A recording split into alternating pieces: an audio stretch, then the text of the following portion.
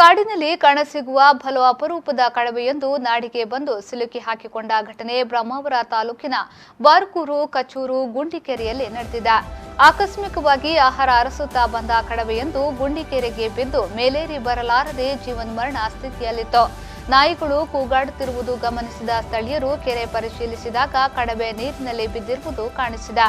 ಸ್ಥಳೀಯರಾದ ಮಧುಸೂದನ್ ನೇತೃತ್ವದಲ್ಲಿ ಸುಮಾರು 4 ಗಂಟೆಗಳ ಕಾರ್ಯಾಚರಣೆ ನಡೆಸಿದ ಬಳಿಕ ಕಡವೆಯನ್ನ ಕೆರೆಯಿಂದ ಮೇಲೆತ್ತಲಾಯಿತು.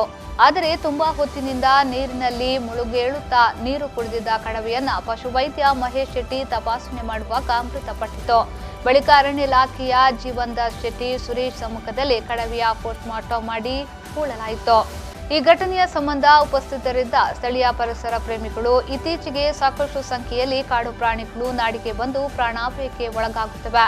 ಈ ಕುರಿತು ಬೇಸರ ವ್ಯಕ್ತಪಡಿಸಿದ್ದಾರೆ.